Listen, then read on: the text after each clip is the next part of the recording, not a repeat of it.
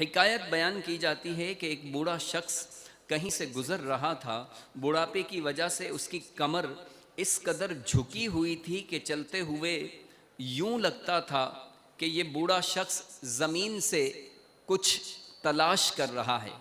ایک نوجوان کو مسخری سوجھی اور کہنے لگا، بڑے میاں کیا تلاش کر رہے ہو؟ بات اگرچہ غصہ دلانے والی تھی، مگر اس بوڑھے نے صبر و برداشت اور سمجھداری کا کمال مظاہرہ کیا اور طنز کے اس زہریلے کانٹے کے جواب میں فکر انگیز مدنی پھول پیش کرتے ہوئے فرمایا، بیٹا میں اپنی جوانی تلاش کر رہا ہوں۔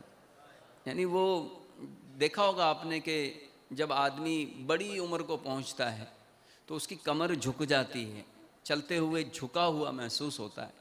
تو اس نے مذاقاً کہا، آپ کیا تلاش کر رہے ہیں؟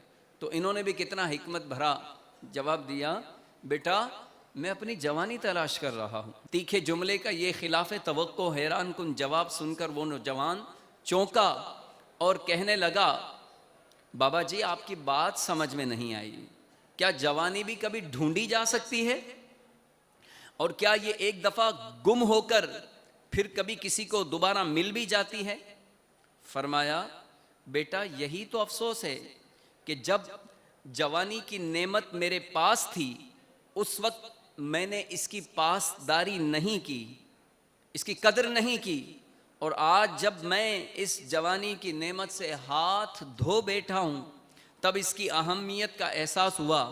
کاش مجھے جوانی کا زمانہ ایک بار پھر مل جاتا تو ماضی میں ہونے والی غلطیوں اور کوتاہیوں کی تلافی کرتا اور خوب دل لگا کر اللہ عز و جل کی عبادت کرتا۔ پھر ایک آہ سرد دل پر درد سے کھینچی اور کہا، افسوس صد افسوس، میں اپنی جوانی کی دولت لٹا بیٹھا ہوں، لیکن اب پچھتائے کیا ہو جب چڑیاں چگ گئی کھیت۔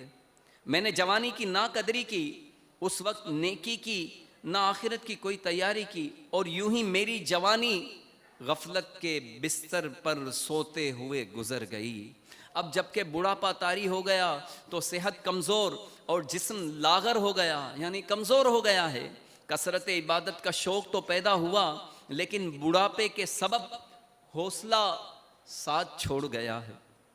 پھر وہ ضعیف العمر شخص اس نوجوان پر انفرادی کوشش کرتے ہوئے کہنے لگا، بیٹا اللہ عز و جل کے فضل و احسان سے تم ابھی نوجوان ہو، اس سے فائدہ اٹھا لو، عبادت پر کمر بستہ ہو جاؤ۔ کمر جھکنے سے پہلے رب تعالیٰ کے حضور سر کو جھکا لو، ورنہ بڑھاپے میں میری طرح کمر جھکائے جوانی کو تلاش کرتے پھرو گے، لیکن حسرت و ندامت کے سوا کچھ نہیں ملے گا۔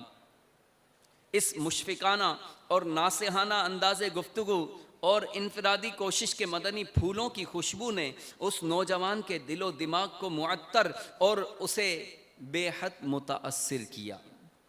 تھوڑی دیر پہلے اس بوڑھے نوجوان پر طنز کے تیر چلانے والا نوجوان انفرادی کوشش سے متاثر ہو کر اب اسی بوڑھے کے سامنے آئندہ کے لیے جوانی کی قدر اور پرہیزگاری کی زندگی بسر کرنے کا عہد و پیمان کر رہا تھا۔ شہزادہ اعلیٰ حضرت حضور مفتی اعظم ہند رحمت اللہ تعالی علیہ اپنے نعتیہ دیوان سامان بخشش میں جوانی کی قدر دانی کا درس دیتے ہوئے فرماتے ہیں، ریاست کے یہی دل ہے بڑھاپے میں کہاں ہمت، جو کچھ کرنا ہو اب کر لو، ابھی نوری جوان تم ہو، جو کچھ کرنا ہے اب کر لو، ابھی نوری جوان تم ہو۔ بیان کردہ پر حکمت حکایت اپنے دامن میں عبرت و نصیحت کے بیش بہا مدنی پھول لیے ہوئے ہے، ان میں سے ایک مدنی پھول یہ ہے کہ اگر کوئی آپ سے تنقیدی لہجہ یا طنزیہ رویہ اپنائے تو اینٹ کا جواب پتھر سے دینے کے بجائے صبر و تحمل سے کام لیجئے، موقع کی مناسبت سے احسن انداز میں سمجھانے کی کوشش اور زہریلے کانٹوں کے جواب میں مدنی پھول پیش کرنے کی روش انشاءاللہ مدنی نتائج سے سرفراز کرے۔